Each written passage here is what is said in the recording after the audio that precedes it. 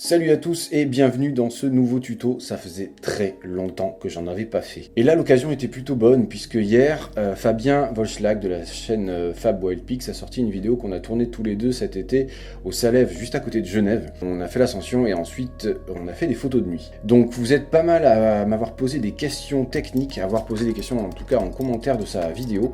Si vous n'avez d'ailleurs pas vu la vidéo, je vous mets une petite fiche... là, je crois, je vous mets un lien de son en description, allez la voir, elle est plutôt cool. Quand on pense photo de nuit, et c'est normal, on pense très souvent Voie lactée, étoiles, mais il n'y a pas que ça, il y a tout un tas, il y a un champ des possibles qui est énorme, que même moi je connais pas en entier. Donc beaucoup de questions techniques ont été posées, et je vais y répondre à travers 4 photos, ces 4 photos là. Ça c'est les 4 photos que vous avez pu voir dans sa vidéo, donc c'est parti. Alors à gauche, là, vous avez la photo que vous avez vue dans la vidéo, et à droite, le fichier original. Je shoot en RAW, ça va sans dire. Au niveau des exifs, on est donc à 3200 ISO, 24 mm, f8, 10 secondes. J'ai pu me permettre d'avoir une bonne profondeur de champ, donc f8, tout simplement parce qu'il y avait suffisamment de lumière. Donc, et je souhaitais quand même qu'on puisse voir le fond. Donc premièrement, ce que je vais faire, c'est déboucher un petit peu les ombres. Et tout de suite, vous voyez qu'on a beaucoup plus de matière qui va apparaître ici. Quant à la prise de vue, si vous regardez mon histogramme qui est très à gauche, à la prise de vue, il a fallu que je fasse des choix, c'est-à-dire que là, on a beaucoup de contraste entre cette zone-là et cette zone-là. Je préfère privilégier les hautes lumières, tout simplement parce que les basses lumières, on les récupère quand même. Là, la photo, elle était faite avec un D750, qui est un très bon boîtier. Donc au final, bon, je savais que ça allait pas me poser trop de problèmes, sachant qu'il y avait déjà pas mal de lumière. On va lever un petit peu l'exposition. Déjà, vous voyez qu'on s'approche pas mal du résultat final. Néanmoins, si on zoome un peu, voilà, il y a ce bruit-là qu'on peut enlever, qui n'est pas nécessaire. Donc on va faire une petite réduction du bruit, ici. Pas trop, parce qu'évidemment, il y a toujours un ratio à trouver entre vous perdez du bruit, mais vous perdez aussi du détail. C'est pas trop ce qu'on veut, mais voilà, bon, là ça me semble pas mal. On peut avec les détails en récupérer un petit peu, du détail et pas du bruit justement. D'ailleurs non, je suis en été, donc n'importe quoi, c'est celui-ci. Ce qui m'intéresse maintenant, c'est cette zone-là. Là, sur la roche, c'était plutôt intéressant. Donc ce que je vais faire, c'est prendre le pinceau, et je vais faire une retouche ici, simplement, pas au niveau de l'exposition, mais juste au niveau de la clarté, à savoir les micro-contrastes. Voilà, ça va justement me faire ressortir un petit peu ces hautes lumières qui sont ici, qui sont plutôt sympas. Je peux également le faire ici sur la roche. Je vais augmenter un petit peu le débit. Voilà. On va contraster un petit peu l'image. Pas trop. Vous voyez. Je vais également baisser les hautes lumières, mais il se peut que si je fais ça, voilà. Ce que je voudrais, en fait, c'est surtout ce ciel là que je trouve trop clair. Je vais travailler uniquement dans cette zone là, donc en fait je vais prendre ici, je pourrais le faire avec le pinceau, mais je vais le faire avec l'outil de sélection radiale, et je vais baisser les hautes lumières, pas trop, parce que alors sinon c'est absolument dégueulasse, sachant que quand vous avez une zone cramée comme ici, de toute façon vous la récupérerez pas. Je vous conseille d'y aller super mollo quand vous voulez travailler sur les hautes lumières, en tout cas les baisser quand vous êtes sur des zones cramées, parce que sinon on arrive à des trucs comme ça, c'est immonde, ça sert à rien. Donc voilà, on va rester comme ça, et vous voyez que sur cette photo, je vais baisser peut-être un petit peu les noirs, et je vais faire un dernier petit halo ici, où je vais déboucher les ombres, non, pas déboucher les ombres, parce que ça crée du bruit, je vais juste augmenter un petit peu mon exposition. Voilà l'avant-après. Ça, c'est la photo que j'ai faite avec Fabien. Ça, c'est la photo que j'ai faite là. Alors là, j'ai travaillé également sur les teintes. Ça, c'est un choix purement visuel. On n'est pas du tout dans de l'optimisation de fichiers. Évidemment, j'ai travaillé plus longtemps sur ces photos. Mais là, voilà, je voulais vous montrer quelques techniques rapidement. On va passer à la deuxième. Pour cette image-là, c'est un petit peu différent. On m'a demandé d'ailleurs quel genre de projecteur on avait utilisé pour éclairer la scène. Eh bien, aucun. C'est juste que c'est la lumière de la lune. Vous voyez à droite, c'est la photo originale, à gauche c'est la photo retravaillée. Donc évidemment, il y a eu un travail de teinte sur lequel je vais je ne vais pas m'attarder dans ce tuto. Néanmoins, voilà, on va voir ensemble ce qui est possible de faire. Donc la photo étant très sombre, je sais quand même que je peux récupérer ces zones-là. Ça, c'est toujours tributaire aussi de votre boîtier. Hein. Si vous avez un boîtier récent, haut de gamme ou même moyen de gamme, aujourd'hui, ils font quand même des miracles, faut le dire. Donc c'est pas très grave, c'est moins grave en tout cas, si vous n'arrivez pas, si vous avez un histogramme qui est complètement buté à gauche. Évitez quand même dans la mesure du possible de le faire, sauf si c'est un choix artistique. Là, on parle vraiment que de technique aujourd'hui. Ce que je voulais, c'était que Fabien reste net. Et surtout, qu'il ne soit pas cramé. Et là, vous voyez que dans l'original, c'est nickel, parce que, voilà, il n'a pas bougé, la pause durait 6 secondes, mais il n'a pas bougé, c'était parfait. Donc après, c'est à moi de jouer. Là, ce que je vais faire, c'est que je vais déboucher un petit peu les ombres, je vais augmenter mon exposition, et je vais voir ce qui se passe si je baisse ma balance des blancs. On perd un petit peu ce rouge qui vient de la lumière des villes qui est en contrebas. Il y a une lumière de Genève qui éclaire beaucoup. Moi je trouvais que c'était très rouge, c'est pour ça que j'ai désaturé, j'ai travaillé sur les teintes de ce rouge là, mais voilà, on va pouvoir augmenter encore, et vous voyez qu'en fait l'image est vachement lumineuse, on a vachement d'étoiles, on a, voilà, il y a beaucoup de choses qui sont dans cette photo, elle est super nette et tout ça, donc ça c'est cool. Ce qu'on peut faire, c'est par exemple ici sur la courbe de tonalité, je vais voilà, relever très légèrement mon seuil des basses lumières, voilà. Et là vous voyez que mon histogramme ici, toute cette zone là, maintenant il ne peut plus y aller parce qu'en fait je lui ai tout simplement interdit d'y aller en baissant ici, en relevant pardon le seuil des hautes lumières. Alors là, des basses lumières, excusez-moi. Donc là, ici, cette teinte là, on va peut-être essayer avec le petit curseur ici de voir ce qu'il nous propose. Alors ça, définitivement pas, hein, c'est interdit, c'est affreux. Donc on va voir ce qu'il nous propose en remontant un petit peu. Voilà, c'est un peu plus jaune. On n'est pas trop mal, mais je pense qu'en termes de saturation, on va pouvoir travailler encore sur le jaune, à savoir le désaturer un petit peu, peut-être monter un petit peu, voilà, la luminance, également le orange. Alors, on n'est pas encore sur les mêmes teintes. Ensuite, on va pouvoir peut-être travailler aussi sur les blancs. Voilà, là on s'approche de quelque chose qui est pas mal. Je vais travailler sur la vibrance. Je vais encore relever un petit peu les hautes lumières, mais avec la courbe. Voilà. Ce que je vais faire également, parce que alors je travaille rarement avec le vignettage de Lightroom, je préfère le faire avec cet outil-là. L'outil radial que je ne vais pas inverser, et je vais donc baisser, voilà, un petit peu la lumière. Je voudrais également un ciel un peu plus profond. Encore une fois, je vais très vite, hein, mais c'est pour vous montrer l'idée un petit peu de la chose. Donc là, je vais faire un dégradé, ici, l'outil dégradé. Hop. Et je vais,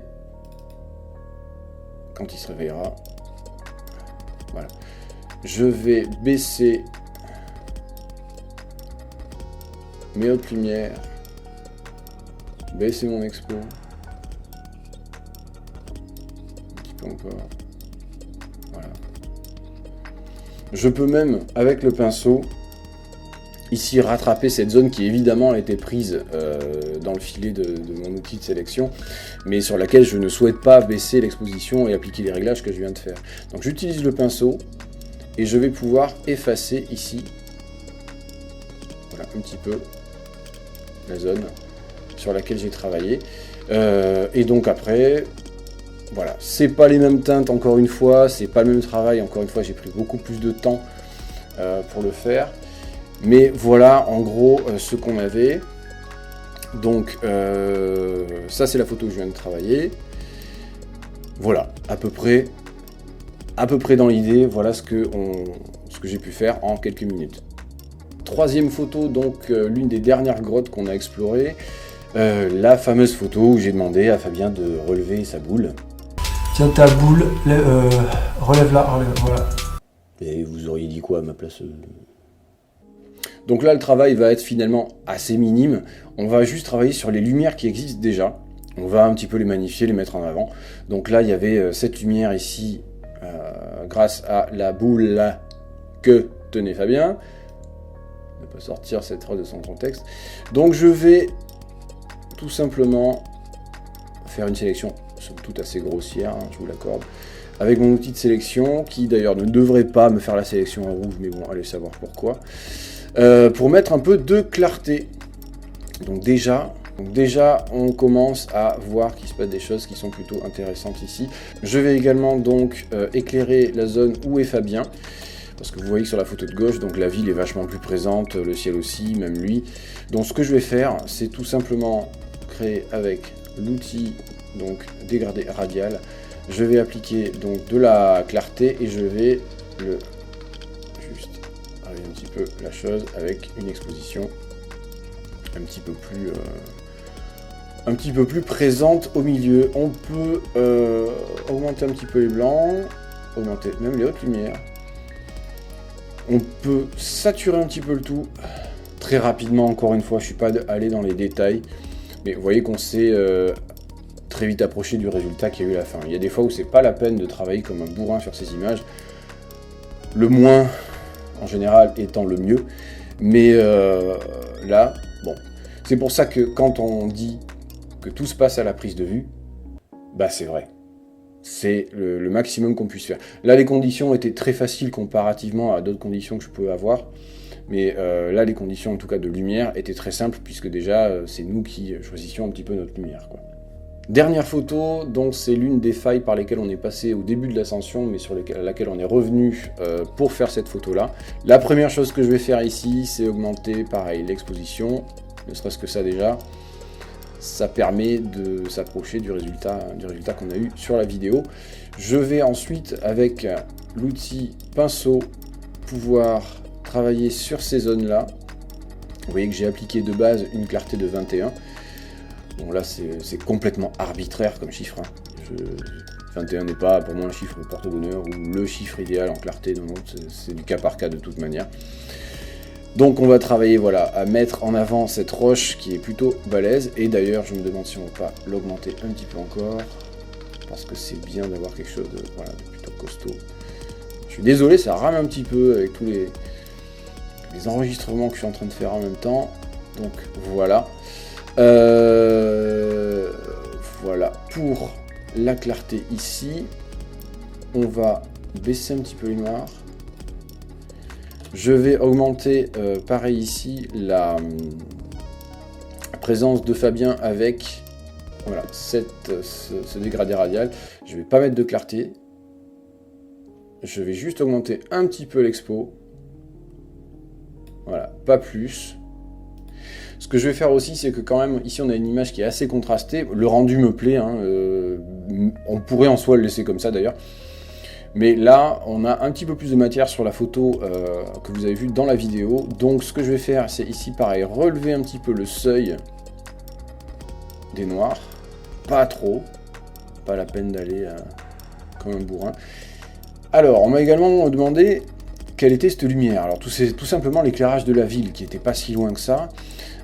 Donc on va le mettre en avant. Plusieurs manières de le faire, une manière sélective avec les outils, mais on va pas le faire parce que c'est vraiment se prendre la tête pour rien. On va le faire ici avec le TSL. Donc c'est du rouge, a priori rouge, orange. Donc si on augmente un petit peu les rouges, on va voir ce qui se passe. Des fois il se passe rien, ça peut faire des surprises. On va augmenter les oranges. Voilà, on voit que déjà petite différence, mais qui est finalement pas violente. Au niveau des teintes, on va voir si je tape vers le rouge comme ça, ce que ça peut donner. Voilà, encore une fois, c'est pas très violent. Alors ce qu'on va faire finalement, bah, c'est utiliser ici le pinceau et on va travailler plus en détail donc sur